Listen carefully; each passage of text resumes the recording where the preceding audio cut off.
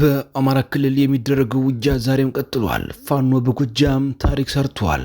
ሁለቱ እዞች የፈጠሩት ቀጠናዊ ትስስርና የተቀናጀ ዘመቻ በግዞት ላይ የነበረ ህዝብ ነጻ መውጣት እንደቻለ ተገልጿል። ከህሙማን ክንድ ላይ የተተከለ ግልኮስን የሚዘርፈው ብአዴን ለህዝብ ማመላለሻ ተሽከርካሪዎች የተላከ ነዳጅ ሙሉ በሙሉ ዘርፎ ህዝቡን ከቤቱ እንዳይወጣ አግቶ ይዞታል። በደብረ ታቦር የተፈጸመው ሁሉን አቀፍ ህዝባዊ አፈናና እገታ ብዙዎችን እያነጋገረ ነው። ሌላኛው መረጃችን ነው። የብልጽግናው ኮሎኔል አስጨናቂ በወለጋ አማራዎችን ያስጨነቀና ያሳሰበ ዛቻ አስተላልፈዋል። ኮሎኔል አስጨናቂ ያስተላልፉት ዛቻና የወለጋ ወቅታዊ ሁኔታን በዝርዝር ተሰናድቷል። ተሰሙታላችሁ። የኦሮሞ ብልጽግና መሪ የመረጠልኝን አልቀበልም ሲል ያመፀው ህወሓት የፊታችን አርብ የራሱን አስተዳደር እመርጣለሁ ብሎ ይፋ አድርጓል። እስከ መጨረሻው ድረስ አብራችሁን ከቆያችሁ ወደ እናንተ ይደርሳል። ሰላም ጤና ይስጥልኝ። የተወደዳችሁና የተከበራችሁ በመላው ዓለም የምትገኙ የሚዲያችን ቤተሰቦች እንደምቆያችሁን አሁን ለሰዓቱ መደመጥ ያለባቸውንና ትኩረት የሚሹ በርከት ያሉ መረጃዎችን ይዘን ቀርበናል። እናንተም እስከ ዝግጅታችን ፍጻሜ አብራችሁን እንድትቆዩን በአክብሮት እየጋበዝን አሁን በቀጥታ ወደ ዝርዝር መረጃዎቹ እናልፋለን። በጎጃም የአማራ ፋኖ ብሔራዊ ንቅናቄ ወታደራዊ ተጋድሎን በተቀናጀ ዘመቻና የአንድነት ውጊያ በማካሄድ በብልጽግናው ሰራዊት ላይ ድል መቀዳጀቱን አስታውቋል። በጎጃም መቀለ ማርያም በተካሄደውና የብልጽግናውን ዲሽቃ ፋኖ ገቢ ባደረገበት ተጋድሎ አጼ ምኒልክ እዝና አጼ ቴዎድሮስ እዝ በቅንጅት ያካሄዱት ውጊያ መሆኑን የድርጅቱ ህዝብ ግንኙነት መምሪያ አስታውቋል። የአጼ ቴዎድሮስና አጼ ምኒልክ እዝ በጋራ የመርጦ ለማርያም ከተማን ጨምሮ በአካባቢው የሚገኙ ቁልፍ ወታደራዊ ስፍራዎችን በመቆጣጠር ተጨማሪ ነጻ ቀጠናዎችን እያሰፉ መሆኑን የገለጸው ፋኖ የዕለቱ ተጋድሎ የፋኖን የአንድነት ኃይልና ወታደራዊ ጥበብ የታየበት ታላቅ ተጋድሎ ነው ብለዋል። መርጦ ለማርያም ከተማና ሌሎች ስትራቴጂካዊ ቦታዎች ሙሉ በሙሉ በፋኖ ቁጥጥር ስር የገቡ የጠላት ኃይል የቡድን መሳሪያዎችን ጨምሮ በርካታ የነፍስ ወከፍ መሳሪያዎችን ለሰራዊታችን የመሳሪያ ግምጃ ቤት ገቢ ያደረገበት ውጊያን የተካሄደው በማለት አክሎ ገልጿል። የፋኖ መሪው አክሎም ድሉ የጠላት ሽንፈትና የፋኖን ወታደራዊ የበላይነት ከማሳየቱም በላይ ስርዓቱ ዳግም ላያንሰራራበት መውደቁን ያረጋገጠበት ብሎም የአማራ ህዝብ የነጻነት ቀን መቃረቡን ያበሰረ ሆኗል። በደም የተሳሰረው በስጋ የተጋመደው በጽኑ የዓላማ አንድነት የተቋጠረውና በጥበብ የታጀበው የፋኖ ተጋድሎ የጠላትን ሰራዊት ከፍተኛ ኪሳራ በማድረስ የብልጽግናውን ስርዓት ከኢትዮጵያ ህዝብ ላይ አውርዶ በመጣል ፍትሃዊ ስርዓት ለማንበር የሚያደርገው ጉዞ በድል ታጅቦ የቀጠለበት ውጊያ ነው ብሏል። ይህን እንዳለ የአማራ ፋኖ ብሔራዊ ንቅናቄ አጼ ምኒልክ እዝ 105ኛ ኮር 47ኛ ክፍለ ጦር አማራ ሳይንት ወረዳ አጅባር ከተማ በመግባት ታላቅ ጀብድ መፈጸሙን አስታውቋል።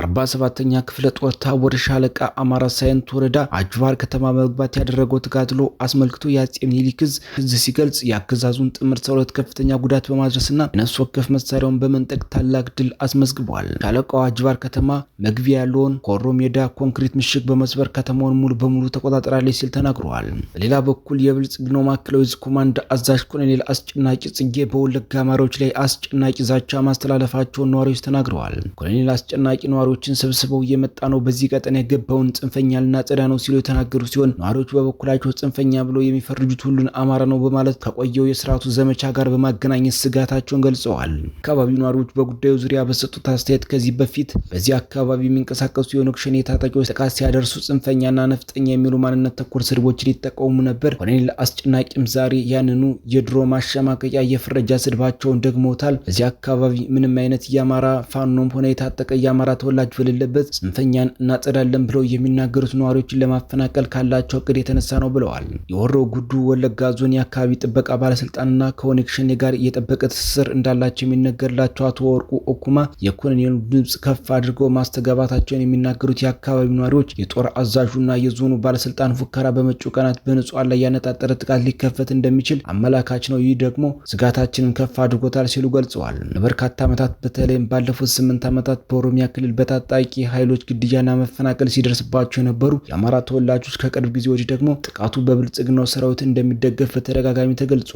በተለይ በኦሮሚያ ክልል ጅማ፣ ምስራቅ አርሲ፣ ምስራቅ ወለጋና ሆሮ ጉድሩ ዞኖች በዚህ ዓመት ብቻ ከ10 ጊዜ በላይ በንጹሃን ላይ ያነጣጠረ ጅምላ ግድያ መፈጸሙን በተደጋጋሚ መዘገባችን ይታወሳል። በኦሮሚያ ክልል ከፕሬዝዳንቱ ሽመልስ አብዲሳና ምክትላቸው አቶ አወሉ አብዲ ጀምሮ ሁሉም የክልል የዞንና የወረዳ ካድሬዎች ተመሳሳይ የጦር ወንጀል ቅስቀሳ ሲያደርጉ ይስተዋላል። በቅርቡ በደቡብ ምዕራብ ሸዋ ዞን የኖር ወረዳ አስተዳዳሪ አማራዎች በእኛ መድረክ በእኛ ፈቃድ ነው፣ ከዚህ በኋላ ሁሉም የኦሮሞ ወጣት ክላሽ ሊኖረውና ራሱን ሊጠብቅ ይገባል፣ ባለሀብቶች ለወጣቶች ክላሽ እየገዛቸው አስታጥቁ ሲሉ መናገራቸው አይዘነጋም። የሆሮ ጉዱ ዞን ባለስልጣን የተናገሩትም ከዚሁ ጋር ተመሳሳይ መሆኑን የሚናገሩት አስተያየት ሰጪዎች የባለስልጣናቱ ንግግር እስካሁን ሲፈጸም ከነበሩት የሚፈጸሙት የአፈሙዝ ጥቃቶች ተነጥለው አይታዩም ይላሉ። የኮሎኔሉ ዛቻ በአማራ ተወላጆችና የስነ ልቦናዊ ጦርነት እንደመክፈት ይቆጠራል ያሉት ተንታኙ የኮሎኔሉ መልእክት በአካባቢው ታጥቆ የሚንቀሳቀሰው የአማራ ተወላጅ በሌለበት ሁኔታ የተነገረ በመሆኑ ባለፉት ጊዜያት በግጭት ሲታመስ የነበረው ህዝብ የስነ ልቦና ረፍት አግኝቶ ወደ መደበኛ ህይወቱ መመለስ ሳይችል ኮሎኔል አስጨናቂ በተመሳሳይ የአማራ ተወላጆችን ለማሸማቀቅና ለማስፈራራት በዚህ መልኩ መናገራቸው የህዝብን ያለፈ ሰቆቃና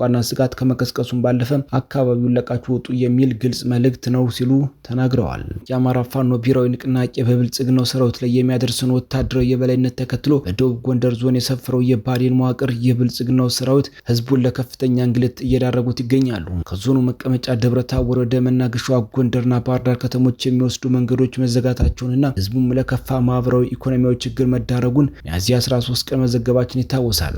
ይህ ችግር ዛሬም ድረስ ተባብሶ መቀጠሉን ነዋሪዎች ተናግረዋል።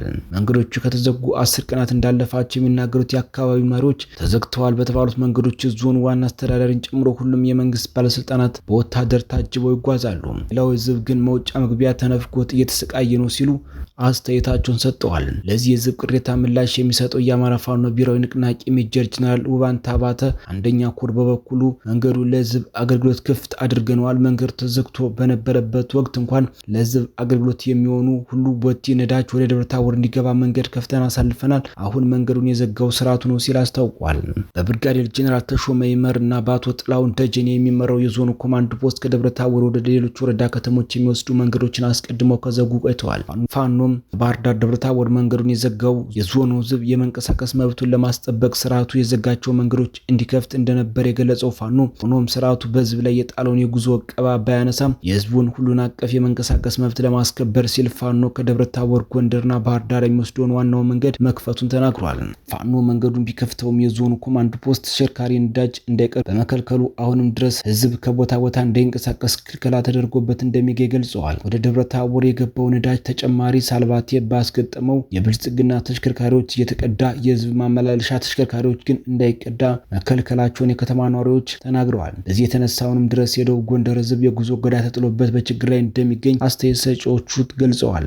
የዞኑ የባዴን መዋቅር ከደብረ ታቦር ወረዳዎች የሚወስዱ መንገዶችን ከመስጋቱና ለህዝብ ማመላለሻ የገባ ነዳጅ አፍኖ ከመሰወሩም በተጨማሪ በተለያዩ ሎጂስቲክ ማመላለሻ አድርጎ መቆየቱ ይታወሳል። በተለይም በስቴ በስማዳና በእምናት ወረዳዎች የሚገኙ ጤና ጣቢያ አምቡላንሶች የብልጽግናው ሰራዊት ወስዶ ሲጠቀምባቸው ቆይቶ በፋኖ ቁጥጥር ስር ከዋሉ በኋላ ፋኖ በሀገር ሽማግሌዎች ፊት ለህዝብ ማስረከቡን መዘገባችን አይዘነጋም። የተወደዳችሁና የተከበራችሁ በመላው ዓለም የምትገኙ የሚዲያችን ቤተሰቦች ለሰዓቱ ያዝናቸው መረጃዎች እነዚህን ይመስሉ ነበር። እናንተም እስከ ዝግጅታችን ፍጻሜ አብራችሁን ስለቆያችሁ ምስጋናችን ከልብ ነው። በሌላ አዳዲስ ወቅታዊ መረጃ እስከምንገናኝ በያላችሁበት ሁሉ ሰላሙን ተመኘን። ጤና ይስጥልን።